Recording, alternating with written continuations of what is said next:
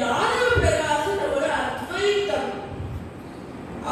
அவர் வேதங்களிலிருந்து கருத்தை நிறைய மாடி மாடி சொன்னார். அப்பவும் புத்தரிகாட்சன் பெருமாளுடைய கண்ணை பார்த்து சொல்லுச்சு, கொடட்டி பின்பகுதி போல அப்படின்னு சொல்லிட்டார். அப்ப ராமானுஜருக்கு கண்ணு நானாலையா ஜலம் வந்தது. அவர் சொல்ல, எப்படி புத்தரிகம்னா தாமரை தானே, தாமரை போன்ற கண்களுடைய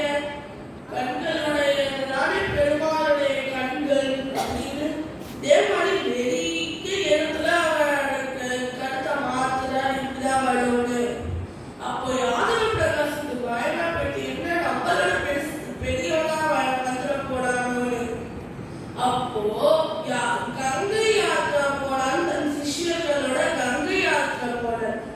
அப்படி போயிட்டு இருக்கும் போது விந்திய மலையில் ஒரு நாள் விந்திய மலையில் ராத்திரி தங்கும் போது மெதுவா கோவிந்த பட்டர் வெம்பாடி எழுந்து, அண்ணா அண்ணா கங்கை யாத்திரைக்கு வரல, உங்களை ஏதோ அழைக்கணும்னு சொல்லிட்டு வரா, அங்கே தப்பிச்சு போயிருக்கோம்னு சொன்னார்.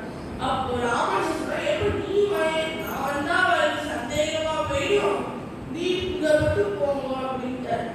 அப்போ ராமானுஜன் நடு மிசி ராத்திரி விந்திய மலையில கண்ணு தெரியல, விட்டு எதுவுமே தெரியல, மனசுல பெருமாளை தியானிச்சுட்டு அவர் போயிட்டு இருக்கும் போது சாக்ஷா காஞ்சிபுர வரதனும் பெருந்தேவியும் வேடுவன் வேடுவச்சி ரூபமாக அங்க வந்து, என்ன எங்க போன சுவாமி அப்படின்னு கேட்கச்சு, ஒரு காஞ்சிபுரத்துக்கு போனோம்னு சொன்னார்.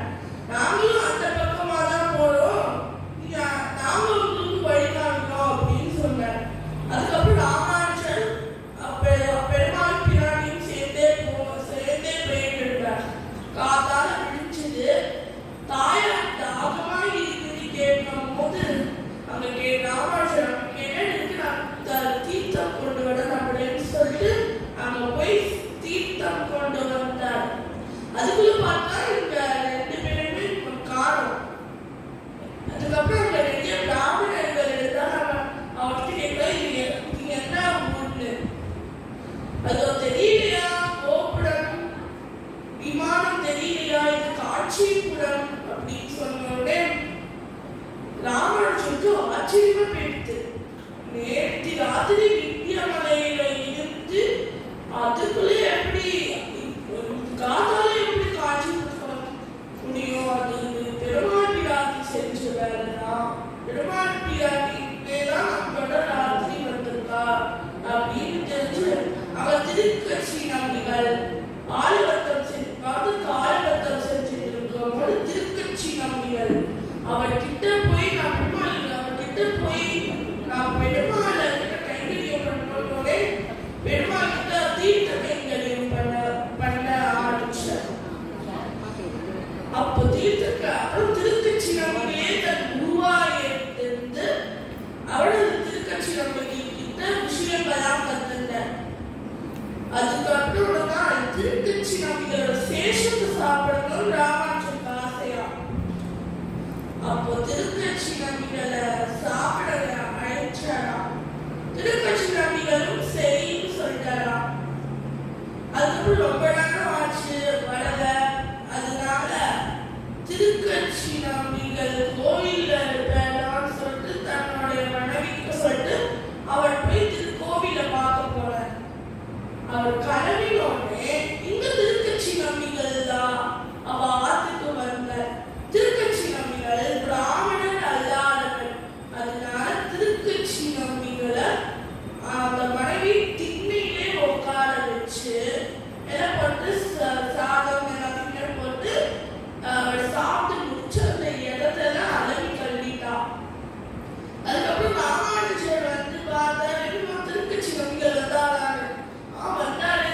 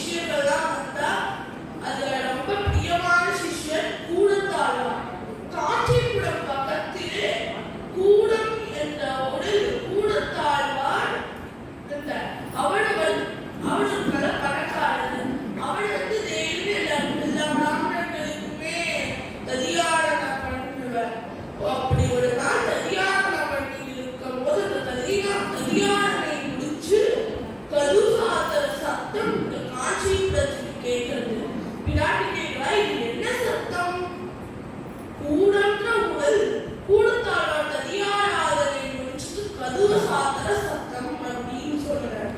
திருக்கட்சி நம்பிகள் இதை கேட்டுட்டார். அடுத்த நாள் கூடத்தாழ்வார் கிட்ட போய் விஷயம் சொல்றார்.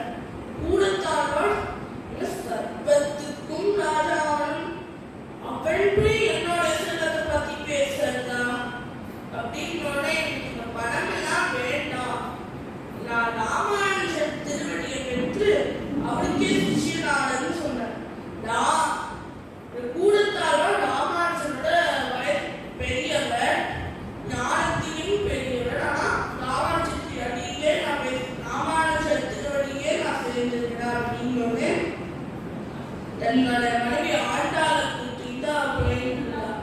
அப்போ ஆண்டாளம்மா வழியில பயந்துட்டே வந்தாலாம்.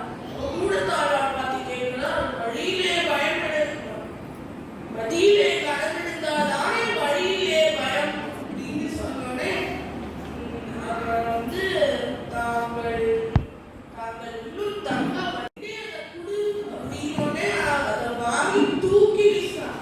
இப்பவா அப்படின்னோடனே போய் ராமானுஜத்திலே சிஷ்யனாரான்.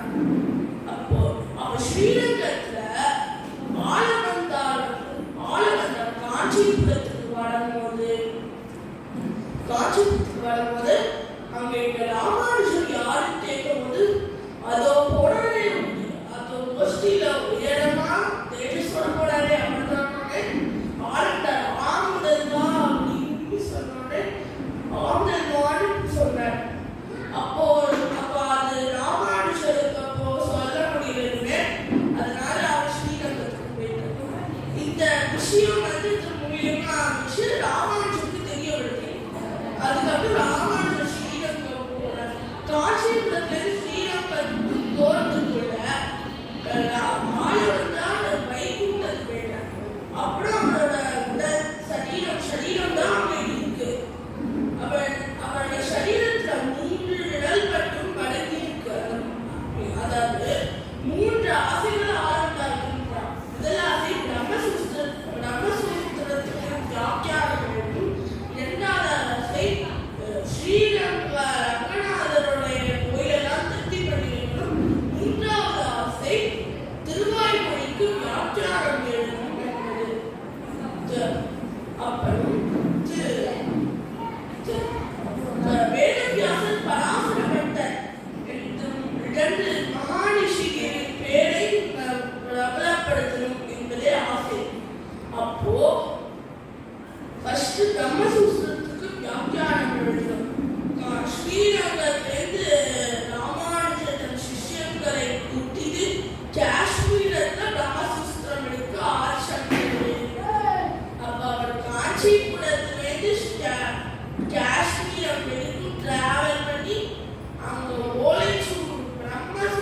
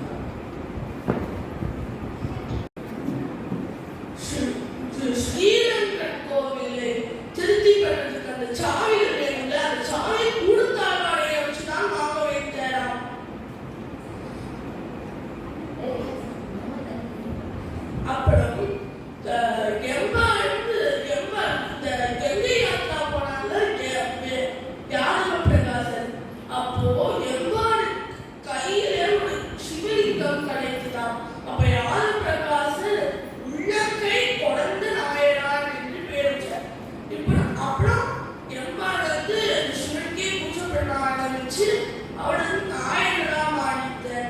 64 நாயகர்களை எப்பாடும் நாயகனாக மாறித்தார். அதுக்கப்புறம் தன்னுடைய திருமலைகள் மாமா வச்சு வச்சு எப்பாட கூட்டிட்டு வந்து சமாஜம் பண்ணி தன்னோட சிஷ்யனா இருந்தார். அதுக்கு அப்புறம் எப்பாடு ராமானுஜருக்கு ஒரு ராமானுஜர் எப்படிப்பட்டவர், திருவேணி எப்படி அழகெல்லாம் பத்தி ஒரு பாட்டு இருக்கிற அந்த பாட்டை காண்போம். திகழ் பைங்கழலுந்தன் பல்லவமே விரலும் பாவனமாகிய பைந்துவளாடை பதிந்த வடங்கழலும் முப்பொழி நூலோடு முன்கைவேந்திய முக்கோள் கண்ணழகும் முன்னாள் மொழி மீது முழுவன் இணைந்து முழுவனிலாவழகும் கற்பகமே விழி கருணை குழிந்திரு கமலக் கண்ணழகும் காரி சுடந்திர சூடிய முடியும் கடலடி திரையழகும் எப்பொழுதும் எதிராத மடிவழகியத்துழலால் இல்லை எனக்கே இல்லை எனக்கே இல்லை எனக்கே. ஆழ்வார் பெருமானார் ஜீர திருவடிகளே சரணம்.